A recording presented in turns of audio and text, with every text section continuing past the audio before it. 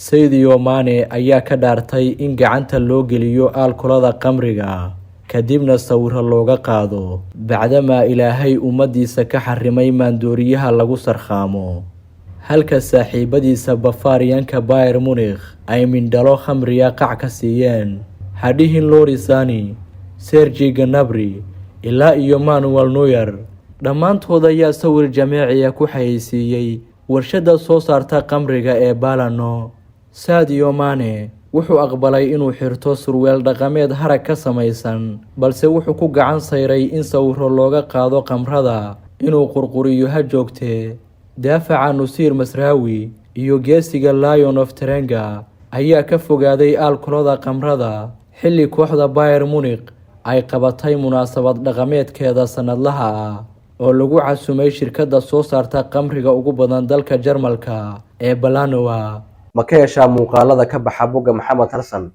fadlan like saar muuqaalkan lana wadaag saaxiibada si aan u helno daawadayaal tiro badan. mahadsanid. Sadio Mane waa ciyaartoy kulansaday akhlaaq iyo alla ka cabsi. Wuxuu astaan u yahay ruux muslima aamina oo dhowrsoon. Wuxuu ku faanaa diinta shariifka ee Islaamka, mana noqon hiiraac qaatay dhaqamada dadyow kale. Sadio Mane wuxuu leeyahay dabeecadii wanaagsanayd ee uu kala yimid tuulada Bambali ee dalka Senegal. Caannimadiisu waxba kama bedelin noloshiisa, xataa haddii uu ka mid noqday 5 ciyaartooy ee dunida ugu fiican. Wuxuu jecel yahay inuu sadaqaysto qaybo ka mid ah maalkiisa si Alle ugu dambi dhaafo, waana sababta uu u asaasay hay'adiisa samafalka, taasoo dad danyar ah oo reer Senegal u gargaartay, una dhistay goobo waxbarasho, xarumo caafimaad iyo masaajid. Sawirro laga soo qaaday maharajaan dhaqameedka Bavarianka ayaa waxaa ka soo muuqday dhammaan xubnaha kooxda koobaad ee Bayern Munich oo ku lebisan dharka hidaha iyo dhaqanka ee dalka Jarmalka oo lagu magacaabo Ledersen.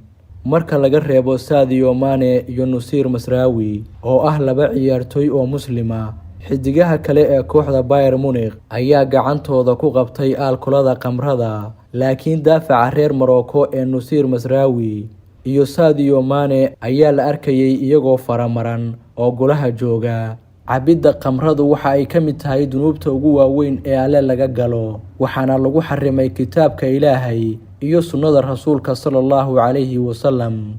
Sida uu tilmaamayo Quraanka Kariimka, khamradu waa qurun iyo nijaaso, waana sababta Ilaahay u amray in ummadiisu ay ka fogaato. Xilliyada guulaha dahabiga ay hantiyaan kooxaha reer Yurub, waxa dhaqan iyo caado ah in ciyaartoydu ay ku dabaaldegaan alkolada qamrada, balse xidigaha muslimiinta ayaa ka fogaada marka shaambeynka la buufinayo. Intii uu socday dabaaldega kooxda Liverpool markii ay koobka Carling Cup-ka ka qaaday kooxda Chelsea, Sadio Mane ayaa ka fogaaday ciyaartoyda kooxda oo ku xafladeynayay alkolada shaambeynka. Kaamarooyinka ayaa qabtay Mane oo keligii taagan bartamaha garoonka, halka saaxiibadii ay isku shubayeen qamrada.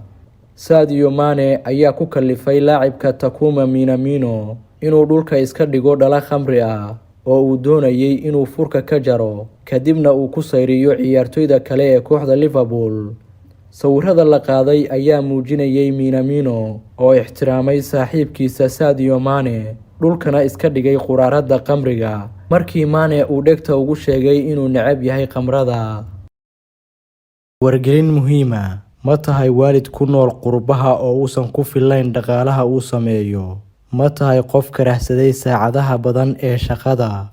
Mase tahay hooyo doonaysa inay waqtigeeda xor u noqoto, rabtana iyadoo gurigeeda joogta inay dhaqaale samayso? Ma ku nooshahay wadamada North America sida Canada, Mareykanka, Yurub iyo guud ahaan caalamka intiisa kale? Shirkadda weyn ee laga leeyahay wadanka Mareykanka ee Forever Living waxay u baahan tahay wakiilo sii tafaariiqeeya badeecooyinkeeda. Waxaad ka samayn kartaa dhaqaale aan xad lahayn, waxaadna ku bilaabi kartaa dhaqaale kooban oo ah $460 oo aad badeecada ku dalban doonto. Isdiiwaangelintuna waa lacag la'aan.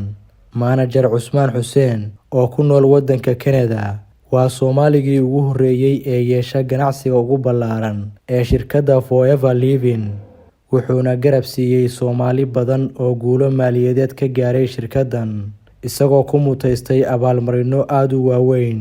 Haddaba haddii ay kaa go'an tahay inaad si fudud dhaqaale ku samayso, fadlan la xiriir Manager Cusmaan. WhatsApp number +1 41 65 79 80 53. Mahadsanidin.